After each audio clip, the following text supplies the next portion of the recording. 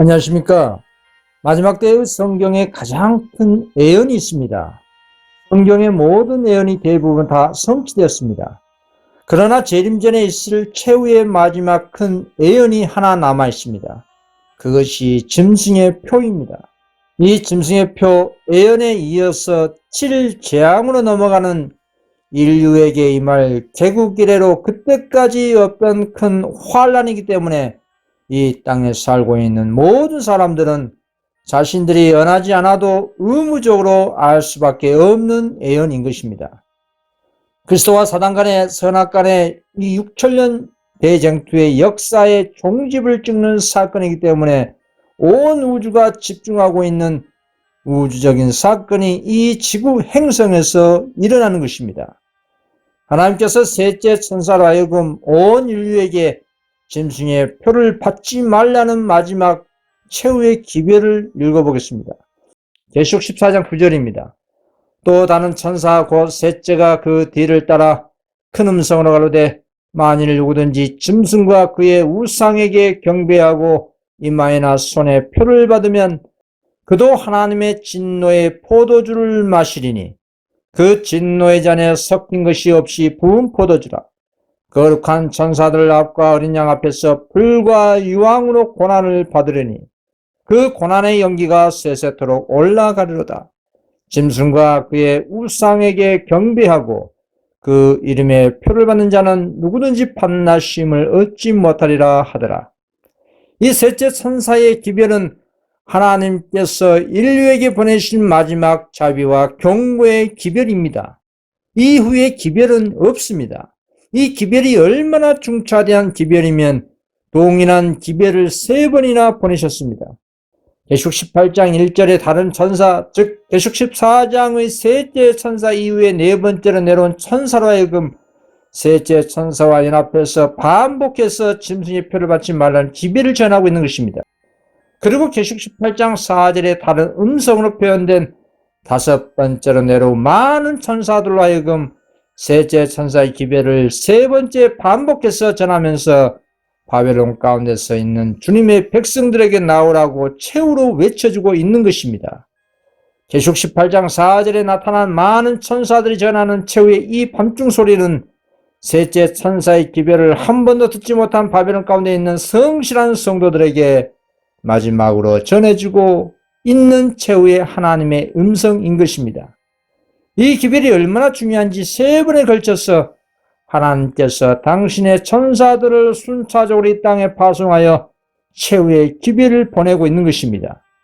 이 셋째 천사의 기별이 얼마나 중차대한 영성의 기별인지 보겠습니다. 1번입니다. 성소와 하나님의 율법 61장 19절입니다. 이에 하늘에 있는 하나님의 성전이 열리니 성전 안에 하나님의 언약궤가 보이며 사도 요한은 계시를 통해서 하늘에 하나님의 성전 안에 있는 하나님의 언약궤를 보았다고 했습니다. 표상적인 성소 제도를 보면 언약궤는 어디에 있으며 그 안에 무엇이 들어있다 했습니까? 이 언약궤는 성전의 둘째 칸 곧 지성소에 있습니다. 하늘에 있는 것의 모형과 그림자인 지상 성막의 봉사를 보면 오직 대속죄일에만 성소를 정결케 하기 위해서 지성소가 열렸습니다. 그리고 언약궤 안에는 아론의 쌍난 지팡이와 만나 항아리 그리고 십계명 돌판이 들어있습니다. 히브리서 9장 3절 4절 보시면 확인할 수가 있습니다. 또 둘째 휘장 뒤에 있는 장막을 지성소라 일컫나니 금 향로와 사면을 금으로 싼 언약궤가 있고 그 안에 만나를 담은 금 항아리와 아론의 쌍난 지팡이와 언약의 비석들이 있고 했습니다. 하늘에 있는 하나님의 성전이 열리고 언약궤가 보였다는 것은 다니엘 8장 14절에 2300주야의 예언의 끝인 1844년에 그리스도께서 속죄의 마지막 사업인 하늘 성소 정결을 위하여 하늘 지성소로 들어가셨다는 뜻입니다. 다니엘 8장 14절 그가 내게 이르되 2300주야까지니 그때의 성소가 정결하게 함을 입으리라 하니라. 히브리서 9장 7절입니다. 오직 둘째 장막은 대제사장이 홀로 1년 1차씩 들어가되 피 없이는 아니하나니 이 피는 자기와 백성의 허물을 위하여 드리는 것이라. 히브리서 9장 11절. 그리스도께서 장래 좋은 일에 대해 제사장으로 오사 손으로 짓지 아니한 곧 이 창조에 속하지 아니한 더 크고 온전한 장막으로 말미암아 염소와 송아지의 피로 아니하고 오직 자기 피로 영원한 속죄를 이루사 단번에 성소에 들어가시니라. 주님께서 하늘 성소의 마지막 봉사를 위하여 지성소 안으로 들어가실 때 사도 요한은 대제사장 그리스도께서 당신의 피를 가지고 죄인들을 위하여 중보하고 계신 것을 본 것입니다. 지상 성막에 있는 언약궤 안에는 하나님의 율법을 새긴 두 돌판이 들어있었습니다. 언약궤는 율법의 돌판을 넣어두는 궤짝에 불과했지만 하나님께서 친히 신의 산에 우리 가운데 말씀하시고 당신의 손으로 친히 돌판 위에 기록하신 그 십계명이기 때문에 그 언약궤는 매우 귀중하고 신성한 것이었습니다. 하늘 성전 안에 있는 하나님의 율법은 언본이고 모세를 통하여 그의 오경에 기록된 것은 그 언본을 정확하게 옮긴 사본이었습니다. 이 같은 중대한 점을 깨달아 알게 된 오늘날 성도들은 하나님의 율법의 신성하고 변함없는 본질을 아실 것입니다. 주님께서는 천지가 없어지기 전에는 율법의 1.1획이라도 반드시 없어지지 아니하고 다 이루리라고 말씀하셨습니다.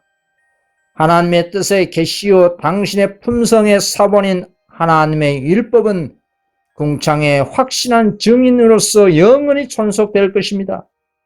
주님의 계명이 하나도 무효가 될 수 없고 그 1.1획이라도 변경될 수가 없는 것입니다. 그래서 시편 기자는 이에 대해서 다음과 같이 기록했습니다. 여호와여 주의 말씀이 영원히 하늘의 국대에 섰사오며 그 법도는 다 확실하니 영원 무궁히 정하신 바요 진실과 정의로 행하신 바로다. 하나님의 친수로 기록이 된 십계명의 바로 중심은 어디에 있을까요? 그것은 천지 창조 사업이 끝나시고 넷째 계명에 있는 것입니다. 그리고 시내 산에서 맨 처음 반포된 넷째 계명 또한 동일한 것입니다. 창세기 2장 1절 천지와 만물이 다 이루니라. 하나님의 지으시던 일이 일곱째 날에 이를 때에 마치니 그 지으시던 일이 다함으로 일곱째 날에 안식하시니라. 하나님이 일곱째 날을 복주사 거룩하게 하셨으니 이는 하나님이 그 창조하시며 만드시던 모든 일을 마치시고 이날에 안식하셨습니다. 창조 사업을 끝내시고 일곱째 날에 복을 주셨습니다. 일반적으로 하나님의 복과 거룩은 인간 피조물에게 부여되는 하나님의 언어의 표현인데 어떻게 날짜에 복을 주시고 날짜를 거룩하게 할 수 있을까요? 이 문제를 그리스도와 사단 간의 우주적인 선악 간의 대쟁투의 관점에서 연구해 보셔야 하는 겁니다.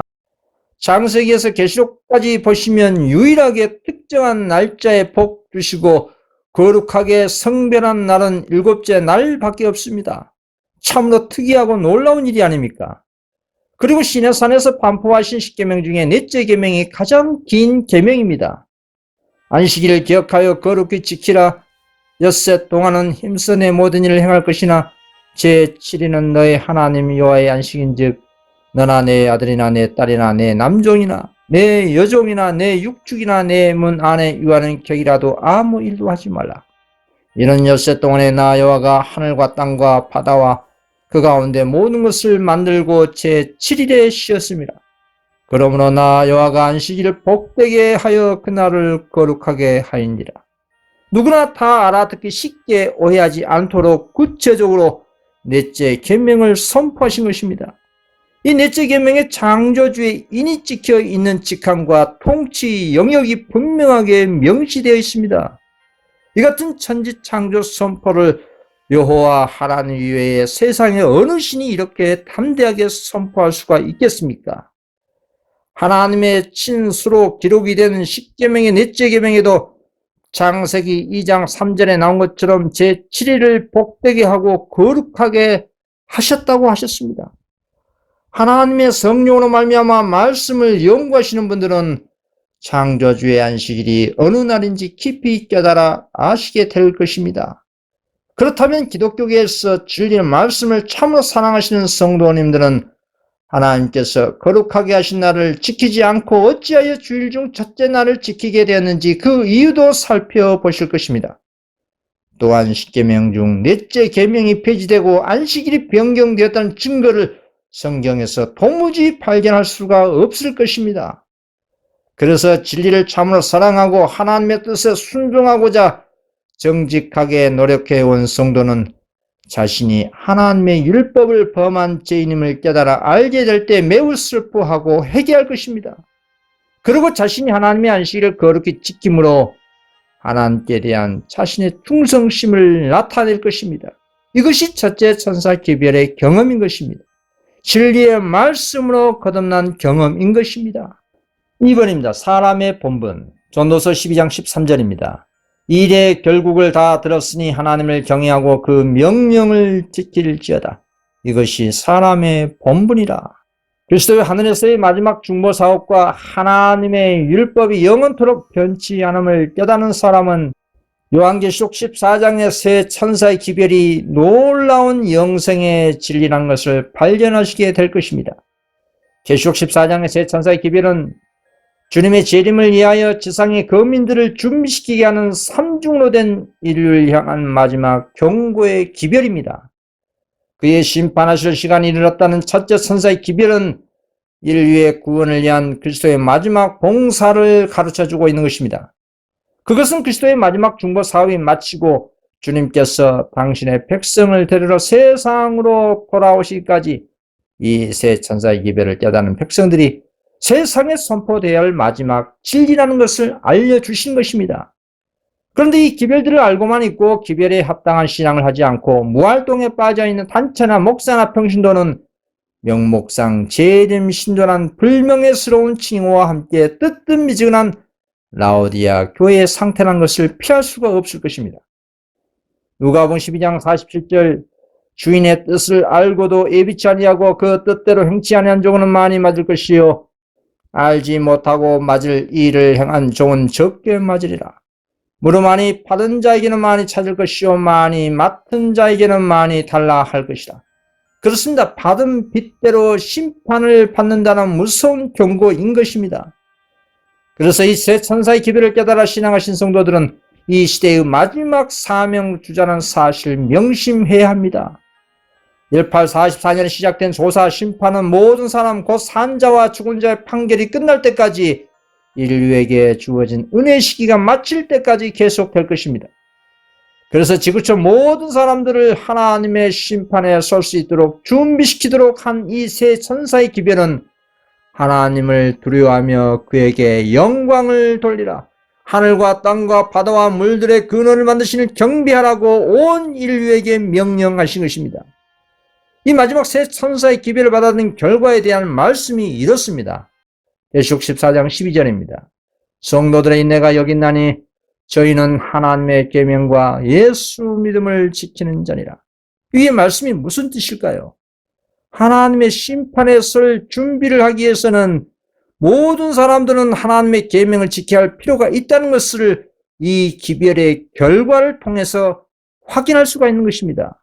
여러분 참으로 십자가의 의미를 아시는 분들은 하나님의 계명을 기쁨과 감사함으로 자원하여 순종하게 되실 것입니다. 그리고 하나님의 십계명 율법은 오늘날 심판의 때에 품성의 표준이 되는 것입니다. 사도 바울은 이렇게 말했습니다. 로마서 2장 12절 무릇 율법 없이 범죄한 자는 또한 율법 없이 망하고 무릇 율법이 있고 범죄한 자는 율법으로 말미암아 심판을 받으리라고 증거합니다. 하나님 앞에서는 율법을 듣는 자가 의인이 아니요 오직 율법을 행하는 자라 의롭다심을 얻으리라고 증거합니다. 로마서 2장 16절 곧 내 복음에 이른 바와 같이 하나님이 예수 그리스도로 말미암아 사람들의 은밀한 것을 심판하신 그날이라 라고 말씀하십니다. 그런데 하나님의 계명을 지키려면 예수 믿음이 필요합니다. 왜냐하면 믿음이 없이는 기쁘시게 못하나니 범사의 믿음으로 아니하는 것은 죄이기 때문입니다. 인류는 첫째 천사를 통해서 하나님을 두려워하며 그에게 영광을 돌리고 주님을 천지의 창조주로 경배하라는 명령을 받았습니다. 사람이 창조주에게 경배를 하려면 하나님의 계명을 지켜야 하는 것입니다. 하나님의 말씀은 하나님을 경외하고 그 명령을 지킬지어다. 이것이 사람의 본분이라고 말씀하십니다. 하나님의 계명을 불순종하면 어떤 형태의 예배든지 하나님을 기쁘시게 할 수가 없는 것입니다. 요한일서 5장 3절 하나님을 사랑하는 것은 이것이니 우리가 그의 계명들을 지키는 것이라. 잠언서 28장 9절 귀를 돌이키고 율법을 듣지 아니하면 그의 기도도 가증하니라고 하였습니다. 하나님을 경배할 의무는 무엇입니까? 그리스도께서 창조주가 되시며 만물이 그리스도 때문에 존재하게 되었다는 사실의 근거를 두는 것입니다. 골로새 1장 16절 만물이 그에게 창조되되 하늘과 땅에서 보이는 것들과 보이지 않는 것들과 혹은 보좌들이나 주관들이나 정사들이나 권세들이나 만물이 다 그로 말미암고 그를 위하여 창조되었다. 성경에서는 하나님께서 이방의 신들보다 존경과 예배를 받으시기에 합당한 부인한 것을 무엇을 통해 증거됩니까? 그것은 하나님의 창조 역사를 통해 증거합니다. 여호와 하나님이 이방 신보다 비견할 수 없을 정도로 품성이 나오며 존경과 예배를 받으시기에 합당하시기 때문입니다. 그래서 요한계시록 5장 12절 큰 음성으로 가로되 죽임을 당하신 어린 양이 능력과 부와 지혜와 힘과 존귀와 영광과 찬송을 받으시기에 합당하도다 하더라 하였습니다. 시편 96편 5절 만방의 모든 신은 헛것이요 여호와께서는 하늘을 지으셨음이로다. 이사야 40장 25, 26절 그런즉 너희가 나를 누구에게 비기며 나로 그와 동등이 되게 하겠느냐. 너희는 눈을 높이 들어 누가 이 모든 것을 창조하였나 보라. 이사야 45장 18절 여호와는 하늘을 창조하신 하나님이시며 나는 여호와로라 나 외에 다른 이가 없느니라. 시편 100편 3절 여호와가 우리 하나님이신 줄 너희는 알지어다. 그는 우리를 지으신 자시요 우리는 그의 것이니. 시편 95편 6절 오라 우리가 굽혀 경배하며 우리를 지으신 여호와 앞에 무릎을 꿇자고 말합니다. 그리고 하늘에서 하나님을 경배하는 거룩한 천사들도 하나님께 존경을 표해야 할 당연한 이유에 대해서 이렇게 말합니다. 계시록 4장 11절 우리 주 하나님이여 영광과 존귀와 능력을 받으시는 것이 합당하오니 주께서 만물을 지으신 자라 만물이 주의 뜻대로 있었고 또 지으심을 받았나이다 라고 찬양하는 것입니다. 3번입니다. 천지창조의 기념일.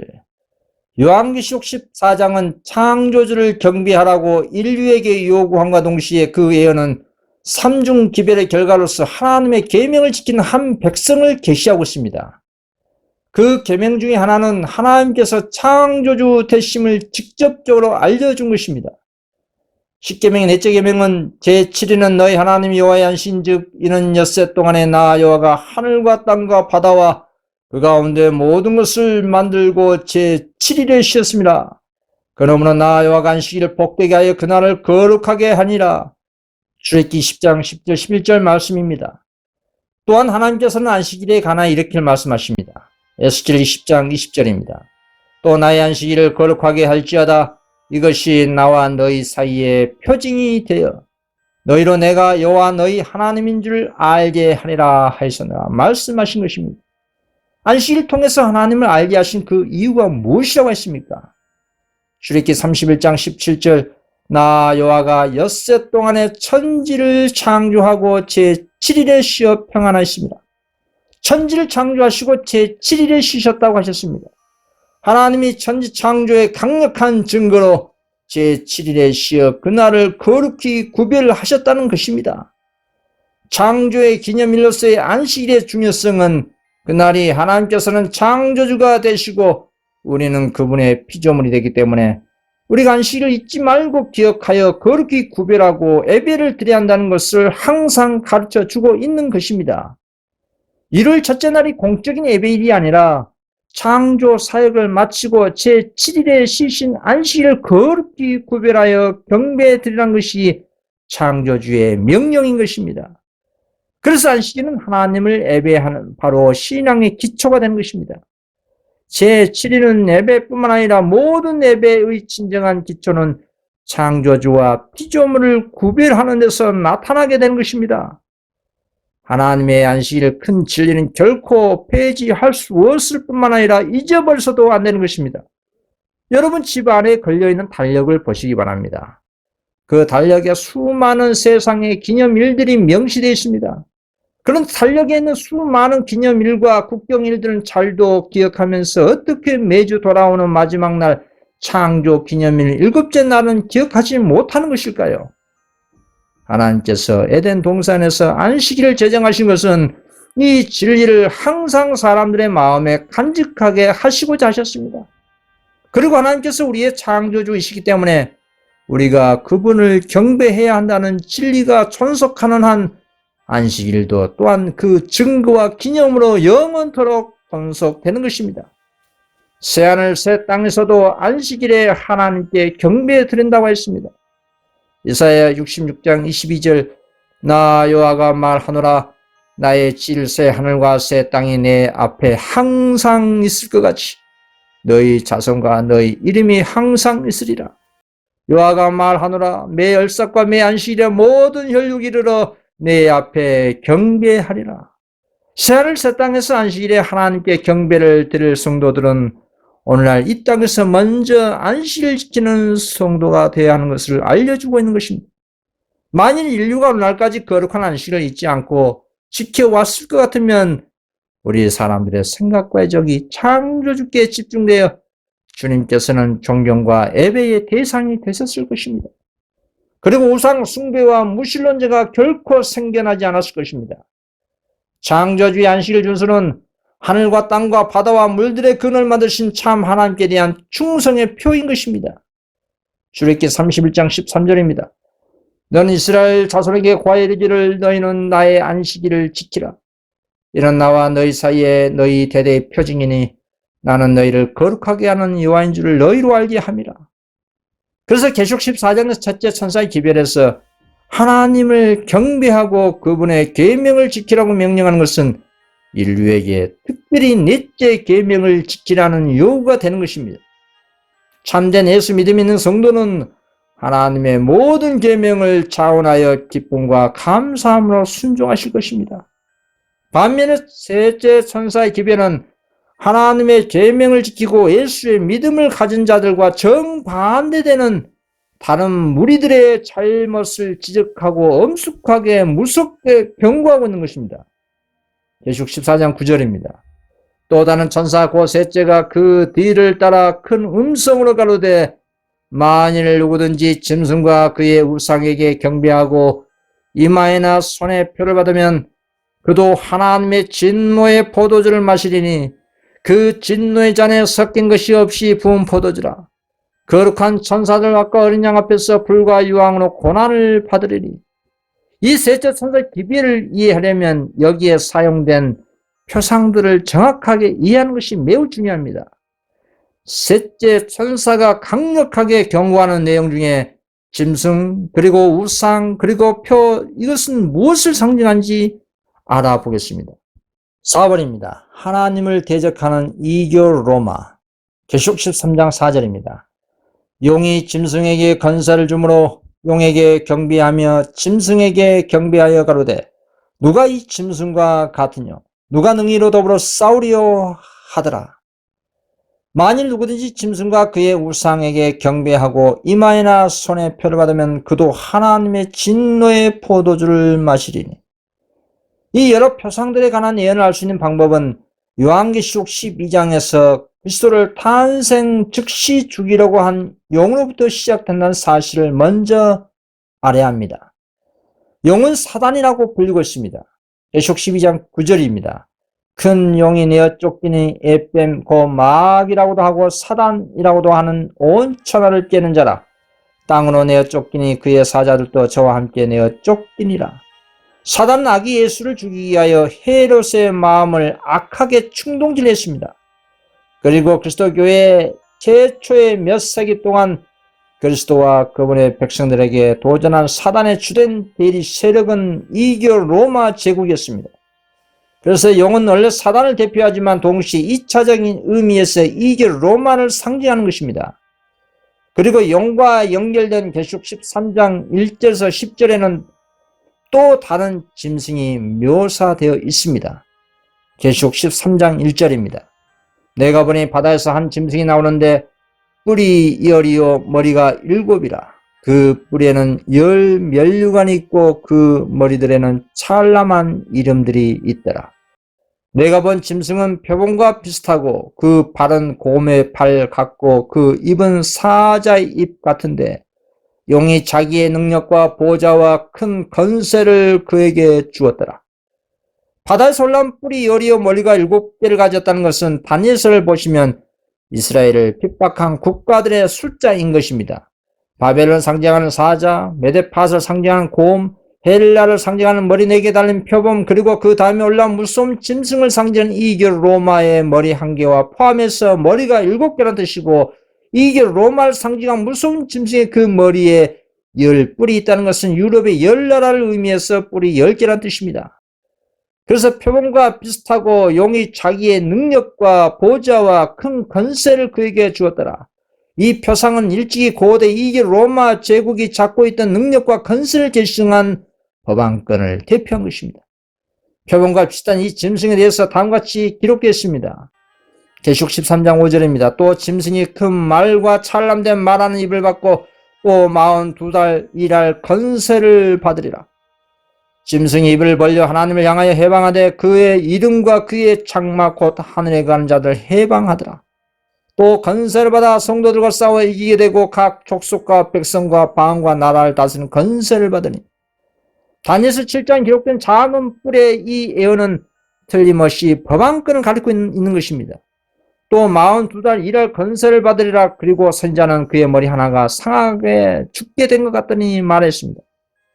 그런 사로잡는 자는 사로잡힐 것이고 칼로 죽인 자는 자기도 마땅히 칼에 죽으리라고 했습니다. 42달은 다니엘 7장에 있는 한때와 두때와 반때 곧 3년 반 1260일과 같은 기간입니다. 그것은 법안권이 하나님의 백성을 핍박한 기간인 것입니다. 그 기간은 법안권이 최상권을 잡은 서기 538년부터 1798년까지의 기간입니다.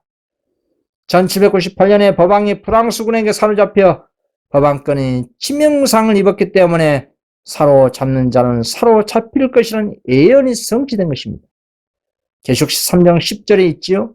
사로잡는 자는 사로잡힐 것이요 칼에 죽이는 자는 자기도 마땅히 칼에 죽으리니 성도들의 인내와 믿음이 여기니라. 5번입니다. 새끼양같이 둑불간 짐승. 계시록 13장 11절입니다. 내가 범에 또 다른 짐승이 땅에서 올라오니 새끼양같이 두 뿔이 있고 용처럼 말하더라. 1798년에 법왕이 프랑스군에게 사로잡혀 치명상을 입은 후에 또 다른 짐승이 등장합니다. 이 짐승은 어떤 나라를 상징할까요? 이 두 뿔 가진 새끼양의 모양과 나타나는 상황을 볼 때 그것이 표상하는 나라는 이미 나타났던 상징들이 대표한 나라들과는 매우 다릅니다. 세계를 지배한 강력한 국가들은 하늘에 내 바람이 큰 바다로 몰려 불 때에 올라오는 사나운 맹수들로 선지자 다니엘에게 나타났습니다. 요한계시록 17장에 한 천사는 물은 백성과 무리와 열국과 방언들이라고 설명했습니다. 그리고 바람은 전쟁을 표상합니다. 그리고 내 바람이 바다에 크게 몰려부는 것은 모든 나라에서 세력을 잡기 위해 일어나는 정복과 전쟁과 혁명의 무서운 장면을 표상하는 것입니다. 그러나 새끼양과 같은 이 두 뿔 가진 이 짐승은 땅에서 올라왔습니다. 이 짐승이 땅에서 올라왔다는 것은 무슨 의미일까요? 그것은 다른 나라를 힘으로 지배하는 대신에 평화롭게 스스로 점진적으로 성장한 나라를 의미합니다. 그것은 인구가 많고 전쟁이 끊임없이 많았던 백성과 무리와 열국과 방언들로 이루어진 거친 바다에서 일어나는 유럽의 나라가 아니라는 것입니다. 그래서 교황권이 몰락한 1798년 이후에 어떤 나라가 신대륙에서 전 세계의 이목을 집중시켰는지 보면 알 수가 있습니다. 이 새끼 양의 짐승의 표상과 애연과 모든 점에 있어서 부합되는 오직 한 나라가 있는데 그게 곧 미국입니다. 세계의 역사가와 평론가들은 미국의 기원과 성장을 묘사할 때에 무의식 중에 계시록의 말씀을 그대로 되풀이해서 사용합니다.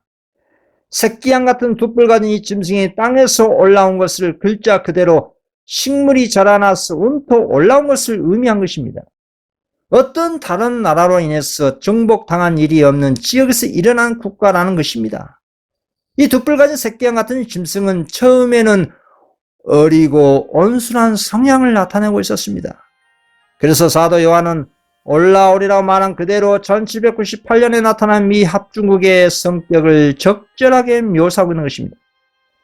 유럽에 포악한 법왕권의 세력과 왕의 압박과 밖에서 피난처를 신대륙으로 이지해온 그리스도인들 중에 정치와 종교의 자유를 큰 기초로 삼는 정부를 세우기로 결심한 사람들이 많았습니다. 그리고 그 같은 결심에 따른 노력으로 신앙의 자유가 인정되고 사람들은 자기 양심에 따라 하나님을 자유롭게 경배하도록 허용되었던 것입니다. 신앙과 정치적인 자유의 원칙들이 미국의 번영의 비결이 된 것이었습니다. 모든 그리스도 나라에서 압박과 억압을 당하는 사람들이 동경과 희망을 가지고 미국이란 이 나라로 이주하여 왔던 것입니다. 수많은 사람들이 신대륙에 상륙해서 미국은 세상에 가장 강력한 나라가 된 것입니다. 그러나 이 새끼양과 같은 뿔이 있는 짐승에 대한 예언이 처음과 끝이 완전히 다른 모습으로 예언이 된 것입니다. 용처럼 말하더라. 저가 먼저 나온 짐승의 모든 권세를 그 앞에서 행하고 땅과 땅에 거하는 자들로 처음 짐승에게 경배하게 하니 곧 죽게 됐던 상처가 나온 자니라. 땅에 거하는 자들에게 이르기를 칼에 상했다가 살아난 짐승을 위하여 우상을 만들라고 한 것입니다. 새끼양같이 뿔과 용과 같이 말한 소리는 그 표상하는 나라가 공언하는 바와 실제적 행동이 놀라운 만큼 서로 모순됨을 가리키고 있는 것입니다. 한 국가가 말한다는 것은 무슨 뜻입니까? 그것은 그 나라의 입법과 사법적 권력을 행사함을 의미한 것입니다. 그와 같은 권력 행위를 통해서 그 나라가 일찍이 국가의 근본 이념으로 선포한 신앙의 자유와 평화의 원칙이 모두 거짓말이라는 것을 드러낸 것입니다. 용처럼 말하고 먼저 나온 짐승의 모든 권세를 쓴다는 이 예언은 그 나라가 일찍이 용과 표범 같은 짐승으로 표상된 나라들이 나타낸 강포한 정신과 박해 정신을 드러낼 것을 분명하게 알려주고 있는 것입니다. 그리고 이 두 뿔 가진 짐승이 땅에 거하는 사람들로 처음 짐승에게 경배하게 하니 곧 죽게 됐던 상처가 나온 자라고 한 이 말씀은 이 나라가 첫 번째 짐승을 상징한 법왕권에게 경의를 표하게 할 어떤 교리를 강요한 일에 그 공권력을 행사할 것을 나타낸 것입니다. 지구촌 모든 사람들이 어떻게 첫 번째 짐승을 상징한 법왕권에게 경의를 표시할까요? 이 사건이 예수 재림 전에 있을 전 세계적인 짐승의 표 환란이 되는 것입니다. 6번입니다. 이교 정치와 교회의 연합입니다. 계시록 16장 13절입니다. 또 내가 봄에 개구리 같은 새 더러운 영이 용의 입과 짐승의 입과 거짓 선지자의 입에서 나오니 우린 과거 유대교회가 이교 로마와 연합해서 그리스도를 배반하고 십자가에 죽인 역사를 알고 있습니다. 악이 있는 곳은 어느 곳이든지 선을 박멸하기 위해서 악과 악이 연합하는 것입니다. 그 같은 악의 역사가 다시 반복될 것을 성경은 예언하고 있는 것입니다. 신앙의 자유를 박탈하고 핍박의 행동은 미국 건국의 원칙과 자유제도의 정신과 독립선언과 헌법에 배치되는 일입니다. 어떠한 경우에든지 국가의 권력으로 종교의 교리를 강요하는 것은 인간 최고의 가치인 자유의 의지의 선택권을 무시하고 유린하는 데 불과한 것입니다. 그러나 계시록에 나타난 표상에 있어서는 가장 큰 모순이 나타나 있는 것입니다. 예언에 나타난 순결하고 온순하고 해를 끼치지 않을 것처럼 보이는 새끼양 같은 짐승이 실상은 용처럼 말한다는 것입니다. 그리고 미국 개신교는 과거 수많은 그리스도인을 핍박하고 죽인 교황권과 언술지간이었는데 이제는 연합한다는 것입니다. 다시 예언의 말씀을 보시기 바랍니다. 계시록 13장 14절입니다. 짐승 앞에서 받은 바 이적을 행함으로 땅에 거하는 자들을 미혹하여 땅에 거하는 자들에게 이르기를 칼에 상했다가 살아난 짐승을 위하여 우상을 만들라 하더라. 이 짐승의 우상은 무엇이고 어떻게 만들어질까요? 그것은 두 뿔 가진 짐승인 미국이 권력을 부여해서 만든 처음 짐승에 대한 우상이 되는 것입니다. 그런데 먼저 이 짐승의 우상이 어떻게 만들어진지 알기 위해서는 먼저 그 짐승 자체인 첫 번째 짐승인 법안권의 특징을 알면 짐승의 우상의 정체도 쉽게 알 수가 있습니다. 과거 초대교회가 복음의 순수함과 단순함에서 떠나서 이 교회의 의식과 풍습을 받아들이므로 부패해지고 말았습니다. 결국 그 초대교회는 성령과 하나님의 능력을 잃고 말았습니다. 계시록 2장의 에베소 교회에 주어진 책망을 보시기 바랍니다. 초대교회가 세월이 지난 후 타락한 영적 상태를 묘사한 것입니다. 계시록 2장 2절입니다. 내가 내 행위와 수고와 내 인내를 알고 또 악한 자들을 용납지 아니한 것과 자칭 사도라되 아닌 자들을 시험하여 그 거짓된 것을 내게 드러낸 것과 또 내가 참고 내 이름을 위하여 견디고 게으르지 아니한 것을 아노라. 그러나 너를 책망할 것이 있나니 너의 처음 사랑을 버렸느니라. 처음 사랑을 버렸다는 것은 그 교회가 하나님의 사랑과 능력을 버렸다는 뜻입니다. 결국 사단의 정신으로 사람의 양심을 지배하기 위해서 세속적 권력과 연합했다는 뜻입니다. 그 결과로 국가의 권력을 지배함과 동시에 그 권력을 자신들의 목적인 이단 방매를 위해 사용한 법안권이 설립된 것이었습니다. 그래서 두 뿔 가진 새끼 양인 미국이 처음 짐승인 법안권을 위해서 우상을 만들려면 반드시 종교적 세력이 정부를 지배하고 또한 교회가 자신의 목적을 이루기 위해서 국가의 권력을 또한 사용한다는 뜻입니다. 즉 정치와 종교의 연합을 의미한 것입니다. 짐승의 우상이라는 말은 이 우상이라는 말은 아이콘인데 닮았다는 뜻입니다. 누가 누구를 닮았다는 뜻일까요? 첫째 짐승을 상징한 법안권의 부패하고 포악한 정신과 행위를 닮은 또 다른 종교 세력을 짐승의 우상이라고 하는 것입니다. 그렇다면 천주교와 양대 산맥을 이루는 전 세계적인 종교 집단이 어느 종교일까요? 그것은 개신교 세력입니다. 과거 역사적으로 교회가 세속적 건설을 잡을 때는 언제나 그 권력을 자기 교리를 반대하는 자를 처벌하는 데 사용했습니다. 세상의 권력과 야합해서 로마 교회가 간 그 길을 따라간 개신교회들은 양심의 자유를 제한하려는 유사한 욕망을 지속적으로 나타내왔던 것입니다. 이는 과거 역사를 보면 알 수가 있는 것입니다. 초대교회가 세상 권력의 도움을 구한 것은 배교였습니다. 그것이 짐승 곧 법안권에 발전되는 길을 마련했던 것입니다. 그래서 바울은 먼저 배도하는 일이 있고 저 불법의 사람 곧 멸망의 아들이 나타나기 전에는 이르지 아니하려고 말했습니다. 그와 같이 하나님의 순수한 복음을 교회가 배도하게 되면 짐승의 우상을 만드는 길을 자연스럽게 준비하게 되는 것입니다. 결국 이단 방매를 명분으로 개신교 안에 법안과 같은 무소불위의 종교 세력이 등장한다는 것입니다. 성경은 1세기에 나타났던 것 같은 똑같은 교회의 타락 상태가 주님의 재림 전에 나타날 것을 예언하셨습니다. 다음의 말씀을 보겠습니다. 디모데후서 3장 1절입니다.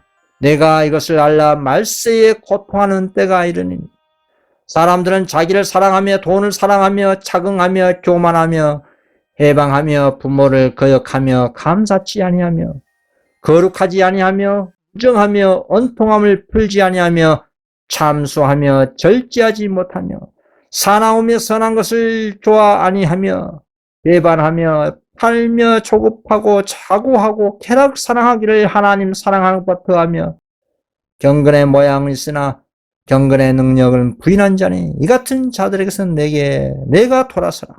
또 디모데전서 4장 1절입니다. 성령이 밝히 말씀하시기를 후일되었던 사람들이 믿음에서 떠나 미혹하게 하는 영과 지신의 가르침을 쫓으리라. 그리고 사단은 모든 능력과 표적과 거짓 기적과 불의의 모든 속임을 행사할 것입니다. 그리고 진리의 사랑을 받지 아니하며 구원함을 얻지 못하는 모든 자는 거짓 것을 믿게 하는 미혹에 빠지도록 버려둔 바 될 것입니다. 이와 같이 불경건한 상태에 이르게 되면 1세기에 나타났던 것과 동일한 결과가 나타난 것입니다. 역사는 이런 식으로 반복되는 것입니다. 지나간 열애 동안 개신교에서는 공통적인 교리를 근거로 한 일치연합을 추구했고 지금도 지속되고 있습니다.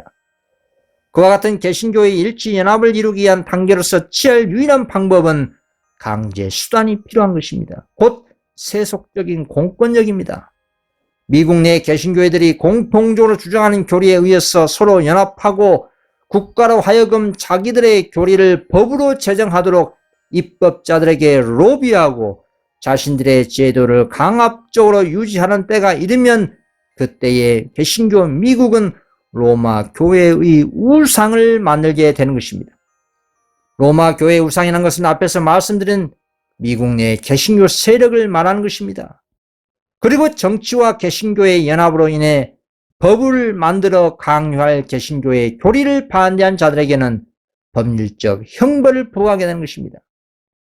그래서 이와 같은 사태를 다음에 말씀으로 예언했습니다.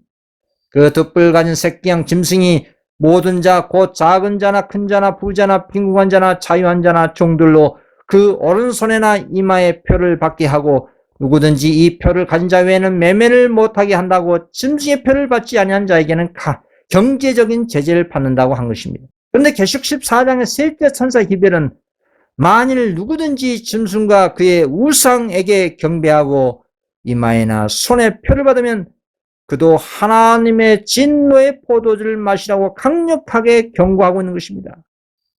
이 셋째 천사의 기별에서 말한 짐승, 곧 돛불간 짐승이 경배하라고 강요하는 그 짐승은 요한계시록 13장의 첫째 짐승, 곧 표범 같은 짐승이 법안권인 것입니다.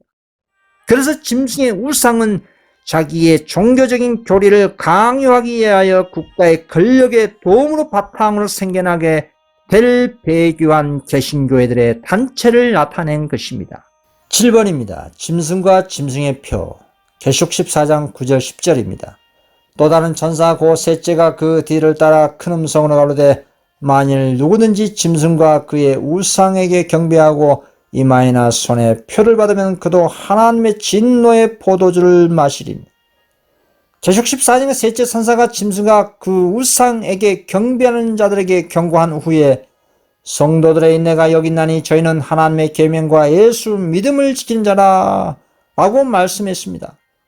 이와 같이 계시록 14장의 하나님의 십계명을 지키는 자와 계시록 13장의 짐승과 그 우상을 경배하고 그 표를 받는 자를 대조적으로 기록한 것을 보면 무엇을 알 수 있을까요? 그것은 하나님을 경배하는 자와 짐승을 경배하는 자의 구별이 하나님의 계명을 지키는 것과 하나님의 계명을 고의적으로 지키지 않은 것을 가지고 구별하고 있다는 사실을 알 수가 있는 것입니다. 짐승의 특징과 동시에 그 짐승의 우상이 특징되는 것은 곧 하나님의 계명을 깨뜨린 것입니다.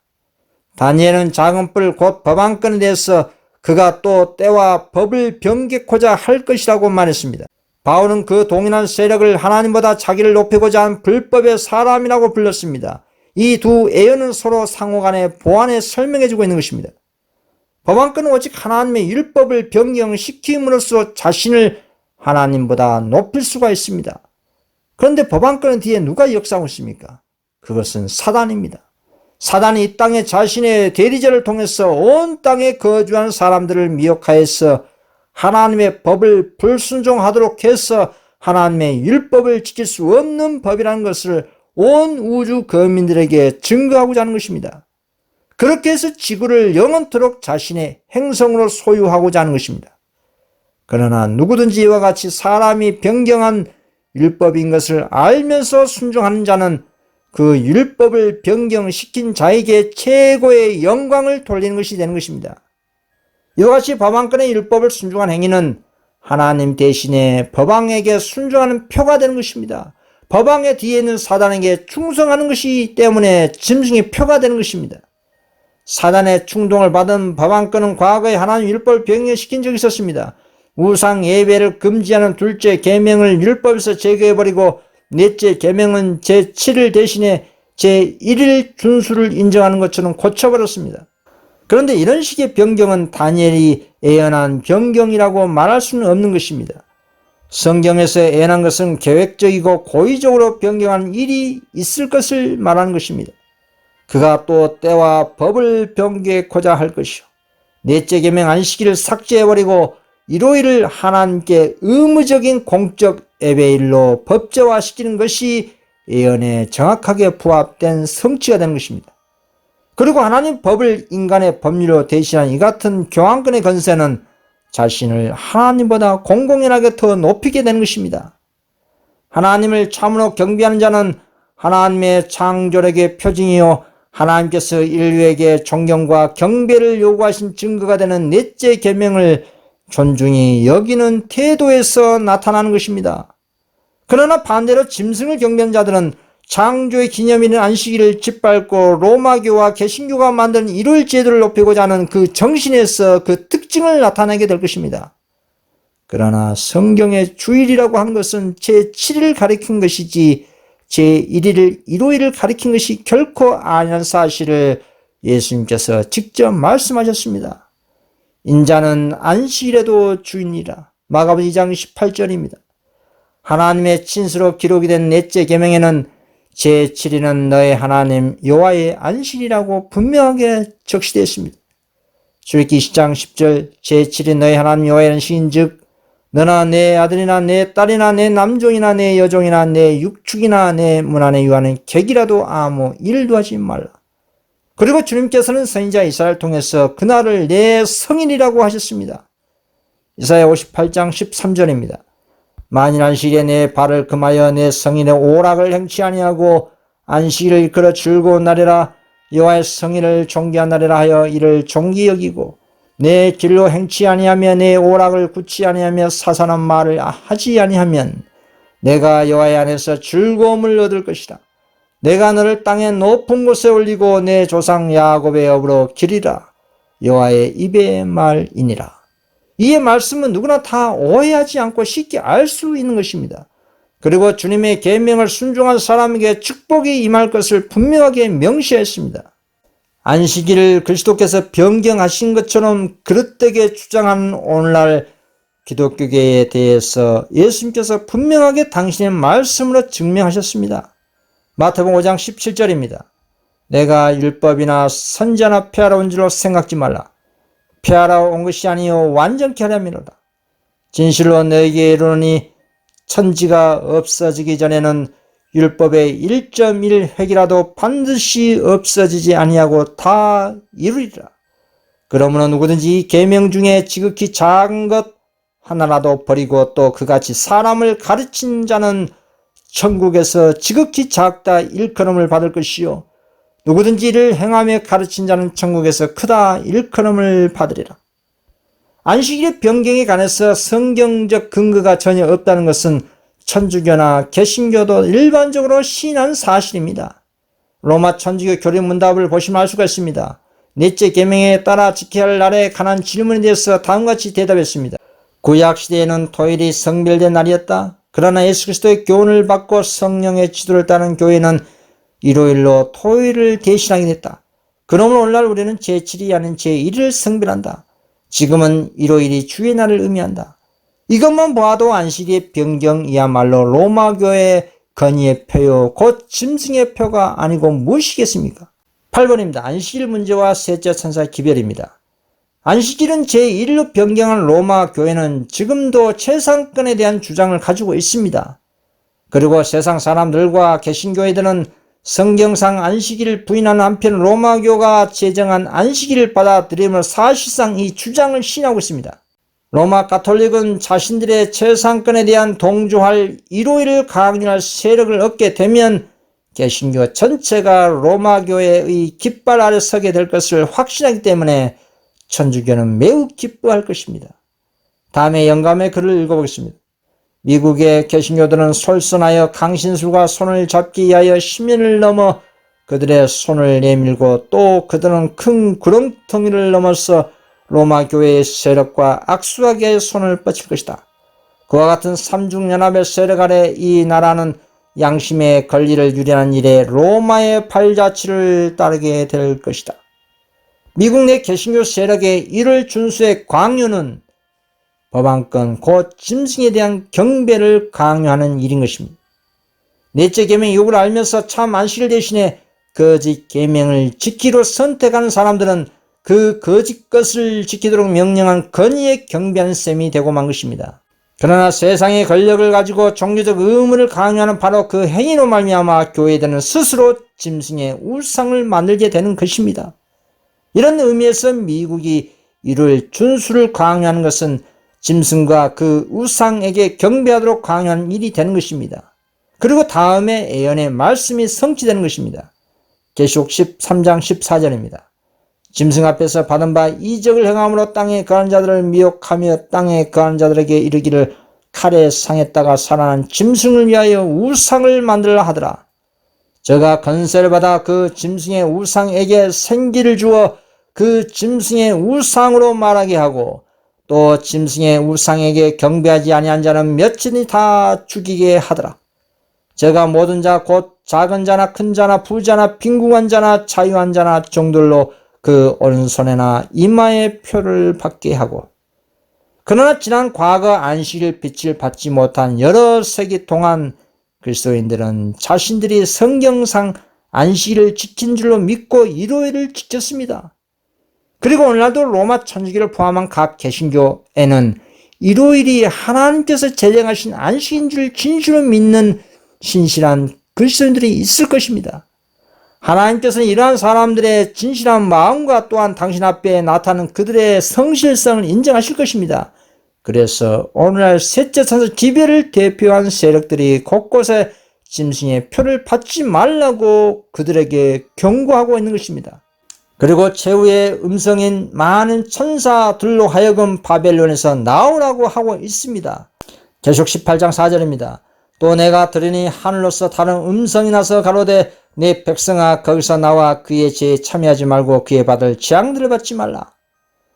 이 같은 빛이 세계 곳곳에 비추고 있는데도 불구하고 그 빛을 고의적으로 거절하고 진리를 무관심한다면 짐승의 표를 받는 것과 같은 이치에 서게 될 수가 있는 것입니다. 그런데 이럴 법령이 어떤 식으로 제정이 될까요? 갑자기 제정이 되는 것은 아닙니다. 앞으로 갈수록 천재지변이 빈번하게 발생할 것입니다. 왜 사단이 천재지변을 일으킬까요? 그것은 셋째 천사 기별의 확산을 막기 위해서입니다.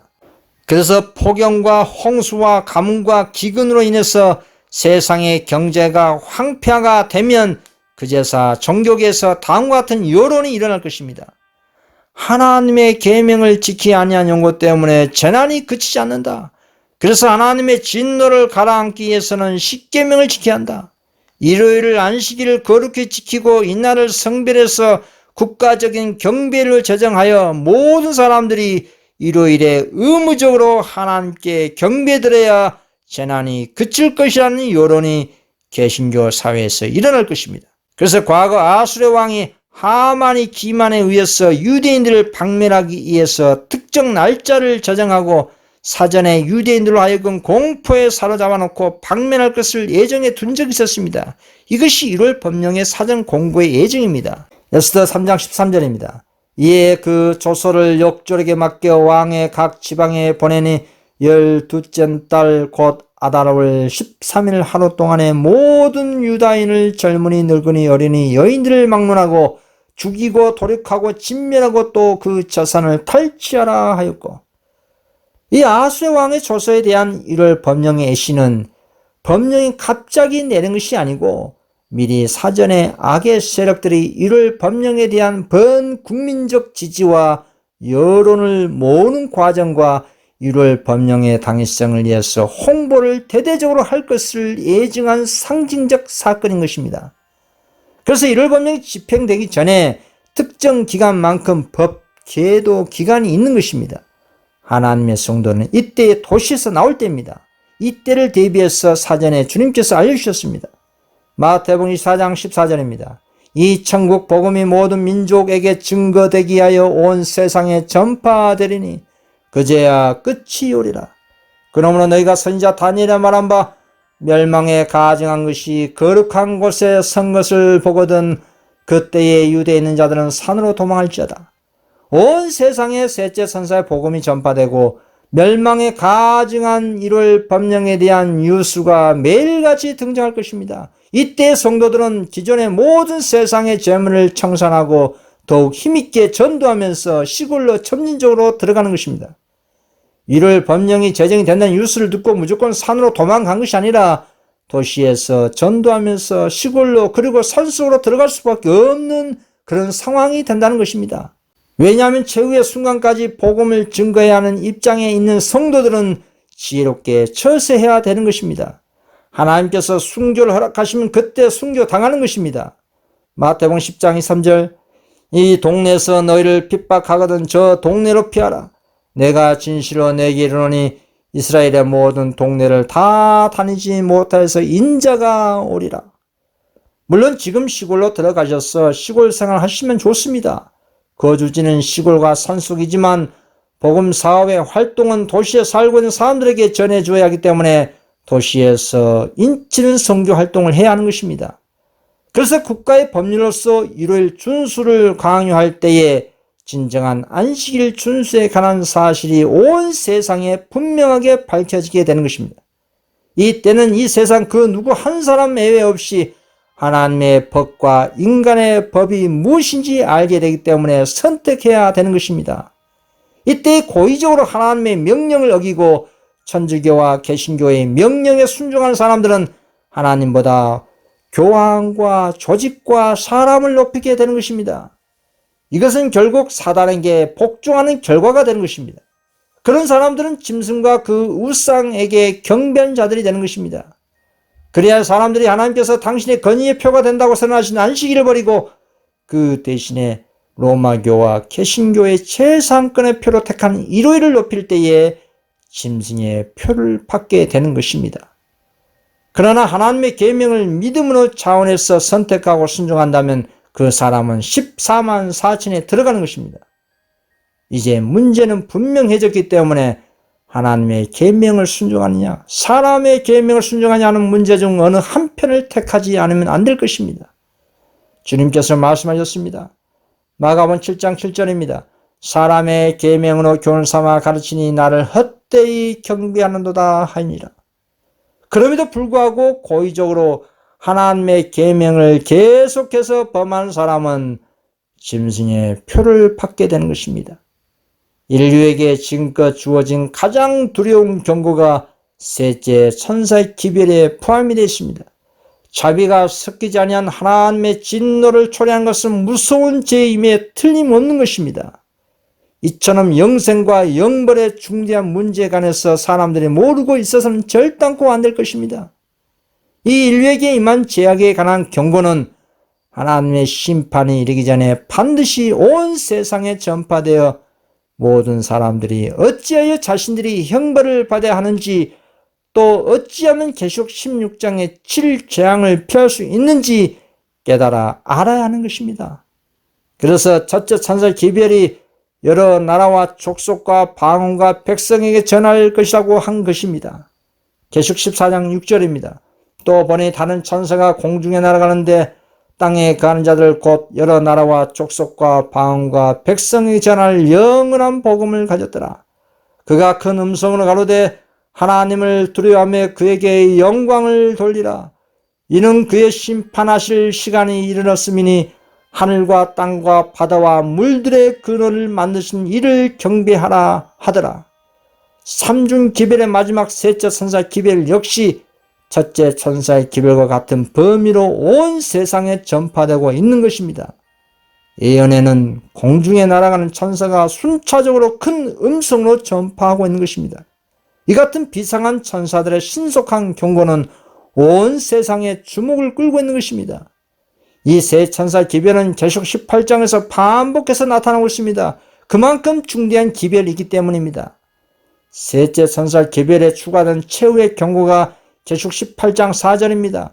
이 세상의 모든 타락한 종교단체와 세상에 있는 하나님의 자녀들에게 나오라고 한 것입니다. 명목상 재림교회와 타락한 교회들, 그러니까 천주교, 개신교, 재림교, 개혁운동 교회, 각종 이교 단체 안에 있는 성실한 하나님의 자녀들은 빛을 만나게 되면 나오셔야 하는 것입니다. 어떤 미지근한 라우데 교회 안에는 예수님께서 함께하지 않습니다. 그리스도가 문 밖에 있는 교회 안에서는 결코 경건하게 하나님의 안식일을 구별하여 지킬 수가 없는 것입니다. 고린도후서 6장 17절입니다. 그러므로 주께서 말씀하시기를 너희는 저희 중에서 나와서 따로 있고 부정한 것을 만지지 말라. 내가 너희를 영접하여 너희에게 아버지가 되고 너희는 내게 자녀가 되리라. 전능하신 주의 말씀이라 하시니라. 타락한 바벨론 교회도 마찬가지입니다. 이 세상의 모든 교회는 사단에게 완전히 사로잡혔기 때문에 귀신의 초소가 된 교회에서 나오는 것이 생명의 좁은 길로 가는 길입니다. 다음에 말씀을 보시기 바랍니다. 계시록 18장 2절입니다.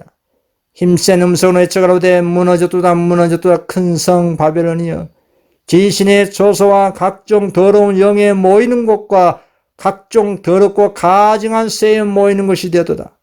그 음행의 진노의 포도주를 인하여 만국이 무너졌으며 또 땅의 왕들이 그로 더불어 음행하였으며 땅의 상고들도 그 사치의 세력을 인하여 치부하였도다 하더라. 그리고 셋째 선서 기별에 추가된 최후의 반중 소리입니다. 계시록 18장 4절입니다. 또 내가 들으니 하늘에서 다른 음성이 나서 가로되 내 백성아 거기서 나와 그의 죄에 참여하지 말고 그의 받을 재앙들을 받지 말라. 이 말씀을 추가적으로 보완해주는 영감의 계시를 보겠습니다. 둘째 천사에 의해 주어진 바와 같이 바벨론이 무너졌다는 기별은 1844년 후로 교회에 들어온 그 부패에 대한 경고와 함께 반복되었다. 그 천사의 이런 셋째 천사의 기별이 큰 소리로 외쳐질 때 즉시 연합하는 것이다. 그렇게 하여 하나님의 백성들이 미국에 닥쳐올 그 시련의 때에 설 수 있도록 준비되었다. 이 영감의 계시는 성실한 성도가 천사와 연합하라는 뜻입니다. 이 세상에 타락한 교회와 연합하지 말고 진리의 말씀을 연구하고 깨달은 성도는 그 천사의 사명을 이행할 것입니다. 그것이 천사와 연합한다는 믿음의 열매인 것입니다. 결국 하나님의 천사와 연합한다는 말은 생명의 좁은 길로 전진한다는 뜻입니다. 그리고 결국에는 하늘에 입성할 수가 있는 것입니다. 계속 읽어보겠습니다. 그 힘있는 천사를 돕기 위해서 하늘에서 많은 천사들이 내려왔고 나는 여러 곳에서 다음과 같은 소리를 들었다. 내 백성아 거기서 나와 그 죄에 참여하지 말고 그에 받을 재앙들 받지 말라. 그 죄는 하늘에 사무쳤으며 하나님은 그의 불의한 일을 기억하신지라. 이 힘있는 천사를 돕기 위해서 하늘에서 많은 천사들이 내려온 이 천사는 계시록 18장 1절 네 번째로 내려온 그 다른 천사를 돕기 위해서 내려온 다섯 번째로 많은 천사들이 내려왔다는 뜻입니다. 하늘에서 많은 천사들이 내려왔다는 것은 바벨론 가운데 있는 성실한 하나님의 백성들을 상징 표상하고 있는 것입니다. 계속 읽어보겠습니다. 이 기별은 마치 밤중 소리가 1844년에 둘째 천사의 기별에 연합했듯이 셋째 천사의 기별에 추가된 것처럼 보였다. 하나님의 영광이 그 참고 기다리는 성도들 임하자 그들은 바벨론이 무너졌다고 외치고 하나님의 백성을 불러 그 가운데서 나와 그 두려운 형벌을 피하라고 담대하게 최후의 엄숙한 경고를 전했다. 이렇게 기다린 자들 위해 빛이 비치자 교회 안에서 아직도 이 새 기별을 듣지도 못했고 거절하지도 않았던 자들이 그 빛을 받자 부름에 쫓아 그 타락한 교회들 떠났다. 큰 기적이 이루어지고 병자가 치료되고 징조와 기사가 신자들을 따랐다. 하나님께서 그 일에 함께 하시자 모든 성도들은 결과가 어찌됐든 두려워하지 않고 다 각기 자신의 양심의 옷에 따라 하나님의 계명을 지키는 모든 사람들과 연합하여 힘있게 셋째 천사의 기별을 외쳤다. 그렇습니다. 여기에 셋째 천사의 기별을 듣지도 못했고 거절하지 않았던 사람들이 그 빛을 받자 부름에 쫓아 그 타락한 교회들을 떠났다고 했습니다. 그리고 그 성실한 성도들에게 권능의 늦은 비가 임하고 셋째 천사의 기별이 큰 외침으로 이루어지고 사업이 끝나는 장면인 것입니다. 이 모든 사업이 늦은 비에 임한 시점부터 시작해서 2년 이내 끝나는 것입니다. 이후에는 하늘에 가 있게 되는 것입니다. 권능의 느짐비의 능력을 받은 하나님의 종들이 하늘에서 온 마지막 셋째 천사 기별을 전하기 위해서 곳곳에서 활발하게 움직이는 것입니다.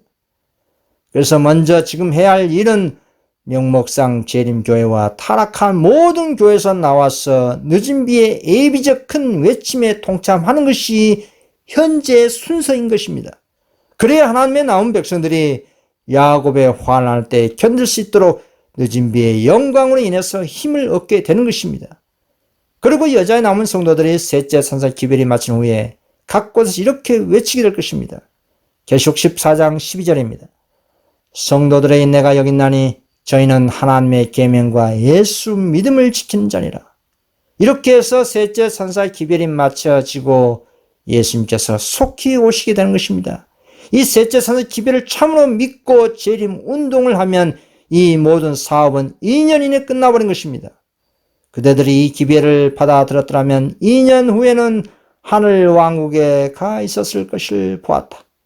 그리스도와 사단 간의 선악간의 대쟁투의 결과로 그리스도를 믿는 온 세상의 나라들은 하나님의 계명과 예수 믿음을 지킨 자들과 그리고 짐승과 그 우상에게 경배하고 그 표를 받는 자들의 두 종류로 분명하게 나뉠 것입니다. 지금도 이 예언은 성취되고 있는 중입니다. 가장 확실한 재림의 징조로서 분명하게 성취될 것은 미국에 있는 개신교회와 국가가 자신들의 권력을 연합시켜서 이룰 법령을 제정하는 것입니다. 그리고 미국의 본을 따라서 온 세상이 이룰 법령을 범세계적인 하나님 경배 일로 제정이 될 것입니다. 이것이 세계적으로 하나님을 배도하게 될 예언인 것입니다. 그러나 사단이 모든 자, 곧 작은 자나 큰 자나 부자나 빈궁한 자나 자유한 자나 종들에게 강제적으로 짐승의 표를 받게 할지라도 최후의 하나님의 교회요 여자의 남은 자손인 14만 4천은 결코 짐승의 표를 받지 않을 것을 예언되어 있습니다. 다음에 사도 요한의 계시를 보시기 바랍니다. 계시록 14장 1절입니다. 또 내가 보니 어린 양이 시온산에 섰고 그와 함께 14만 4천이 섰는데 그 이마에 어린 양의 이름과 그 아버지의 이름을 쓴 것이 있도다. 계시록 15장 2절입니다. 또 내가 보니 불이 섞인 유리바다 같은 것이 있고 짐승과 그의 우상과 그의 이름의 수를 이기고 벗어난 자들이 유리 바닷가에 서서 하나님의 검은고를 가지고 하나님의 종 모세의 노래 어린 양의 노래를 불러 가로되 주 하나님 곧 전능하신 이시여 하시는 일이 크고 기하시도다. 만국의 왕이시여 주의 길이 의롭고 참되시도다.